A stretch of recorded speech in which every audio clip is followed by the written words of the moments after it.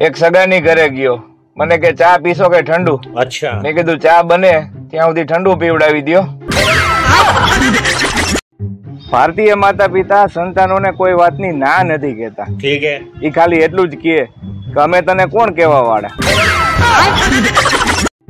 પત્ની પતિને કહે આ દવા લીધા પછી તો મારું માથું ભારે થઈ ગયું.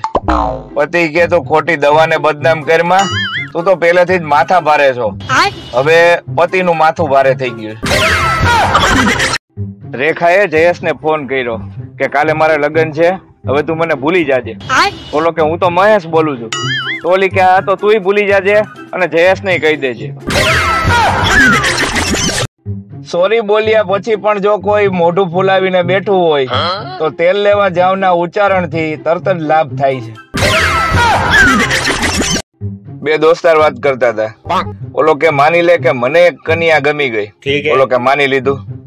હવે એ કન્યાને હુંય ગમી ગયો. ઓલો કે ઈ હું ન માનું. પ્રેમ ઈ તો જીવનનો પ્રકાશ છે સાહેબ. અચ્છા. અને લગ્ન ઈ પ્રકાશની વીજળીનું બિલ છે. આમાં શું છે કે લગ્ન પેલા જે માંડ બોલતી હોય ને, અચ્છા, એ લગ્ન પછી માર ફાડ બોલવા માંડે. મારા ચા ના વ્યસન ને જોઈ અને એક ભાઈ મને પૂછતા હતા કે તમે ચા પીવા માટે કેટલી હદ સુધી જઈ શકો? સમજ્યા? મેં કીધું ચા હાટું થઈને ખાલી 2 વાર છોકરી જોવાઈ ગયો તો. તમારી પત્નીના મોબાઈલ નું રિચાર્જ ક્યારેય પૂરું ન થવા દેતા સાહેબ, કારણ કે નવરું મગજ ઈ શેતાન નું ઘર છે. ઊંઘ હજી આવું હતી અને ત્યાં મનમાં એક પ્રશ્ન આવ્યો અને ઊંઘ ઉડી ગઈ કે નાની એબીસીડી મોટી એબીસીડી કરતા કેટલા વર્ષ નાની છે. ઘણા આખા ગામ મારે બાંધી લે, પછી નવરા થઈ અને મોબાઈલ માં સ્ટેટસ મૂકે કે મૌનમાં ઘણી શક્તિ રહેલી છે. એક છોકરાએ એની ગર્લફ્રેન્ડ ને રાત્રે મેસેજ કર્યો કે ગુડ નાઇટ હની. અચ્છા. તો સામેથી રિપ્લાય આવ્યો કે હની સુઈ ગઈ છે, હું એની માં મધમાખી બોલું છું. પછી ઓલાને આખી રાત નીંદર નો આવી. આ વિજ્ઞાન ગમે એટલું આગળ વધી જાય સાહેબ, પણ ગુજરાતીના અહક રોગની દવા ઈ વિજ્ઞાન નહીં શોધી શકે.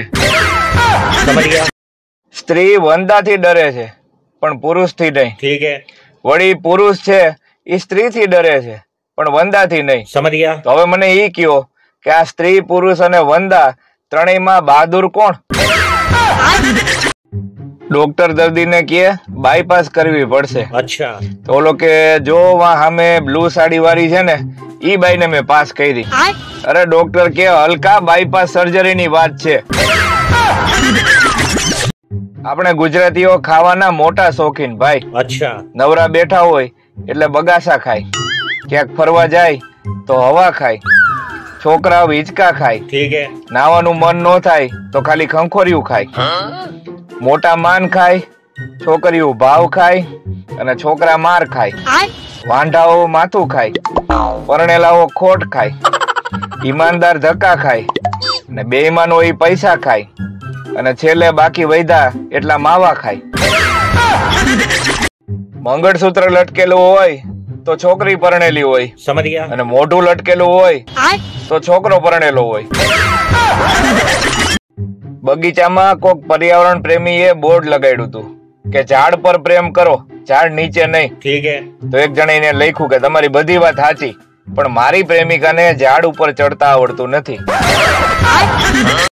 મચ્છર અને માખીએ નોકરીના સમય માટે જાણે સમજી લીધું હોય એવું લાગે.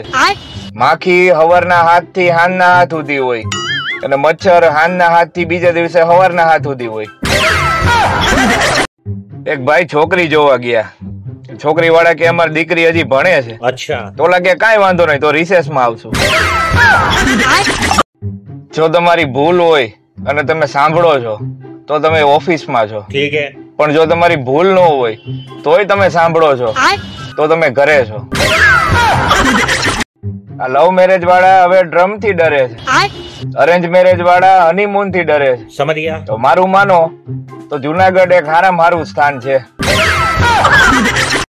જો લગ્નની કંકોત્રી જોઈ અને સીધું તમારું ધ્યાન જમણવારના સ્થળ અને તારીખ ઉપર જાય છે તો એટલું નક્કી રાખજો કે તમારી અને મહાભારતના અર્જુનની આંખમાં જાજો ફેર નથી.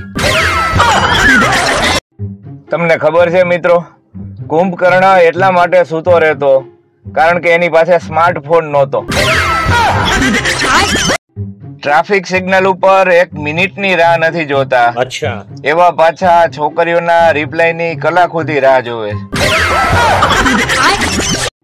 એક સુશીલ, સુંદર અને ઘર રખું કન્યાનો હું તમને ફોટો બતાવું છું. અચ્છા. કોઈ ઉંમરલાયક ધ્યાનમાં હોય તો કેજો. આ તો સારું છે કે ભગવાને રાત બનાવી છે. અચ્છા. નકર 24 કલાકમાં 10 GB નેટ ઓછું પડત. શું કે મિત્રો, મજા આવે છે ને મારી રીલમાં? આમ પણ મારી રીલ આયુર્વેદિક જ હોય છે, તમને કોઈ દી સાઈડ ઇફેક્ટ નહીં થાય. આ તો કળિયુગ છે સાહેબ. ઠીક હે. ભૂલ હોય છે સેલની અને માર રિમોટ ખાય છે. છોકરીઓ દિવસે ડીપી માં ફોટો એટલા માટે નથી બદલતી કારણ કે દિવસે તડકો હોય. એક જણો પથરી કાઢવા રોજ બિયર પીતો.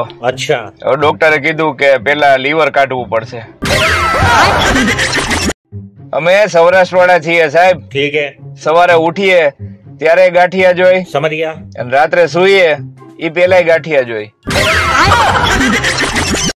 છોકરી વાળા કે છોકરો શું કરે છે? ઓલા કે એન્જિનિયર છે. અચ્છા. કે હા, પણ કરે છે હું?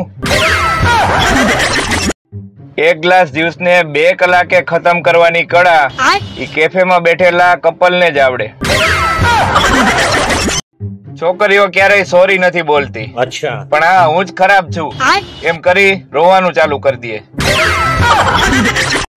જોડીઓ તો ઉપર બને છે સાહેબ. અચ્છા. પણ પકડાય છે પાર્કમાં. જીવનમાં 2 વાત હંમેશા યાદ રાખવી. ઠીક હે. ખાઈને સુઈ જવું. અચ્છા. અને મારીને ભાગી જવું.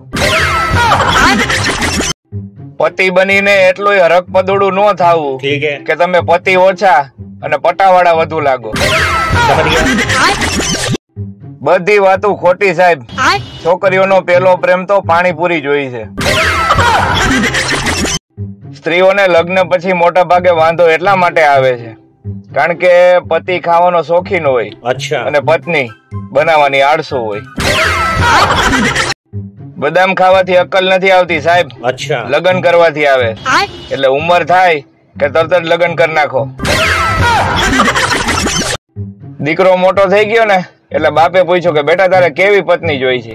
બોલો કે મારે ઊંચી, રૂપાળી, સુંદર, સુશીલ, નમણી, મારું હંમેશા કયું માનતી હોય એવી, અને ક્યારેય મારી હારે ઝઘડો ન કરે એવી. પપ્પા કે બેટા એને મનનો વેમ કહેવાય, પત્ની નો કહેવાય. એક બેન શાકભાજી વાળાને કે 1 લીંબુ કેટલાનું? બોલો કે 15 રૂપિયાનું. બેન કહે તો ઉભા રહ્યો, હું અંદરથી દાળનું કુકર લઈ આવું, એમાં 3 રૂપિયાનું નીચવી દો ને. આ ભણવામાં જાજી ડિગ્રીઓ ભેગી કરી હોય ને એના મગજ તપેલા હું કામ રહીએ એ આ તાપમાનની ડિગ્રી ઉપરથી ખબર પડે. જેને મોટા મોટા એડવેન્ચર કરવાનો શોખ હોય ને એકવાર લગ્ન કરી લ્યો, એની પાસે તમારા બધા એડવેન્ચર નાના લાગશે. ગામના જાપે 2 કૂતરા બાંધતા હોય ને એમાં 8-10 બીજા કૂતરા ભેગા થયા હોય.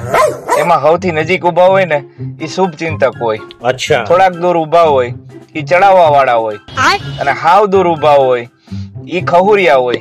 એને આ ડખારે કાંઈ લેવા દેવા ન હોય, ઈ ખાલી મજા લેવા આવ્યા હોય.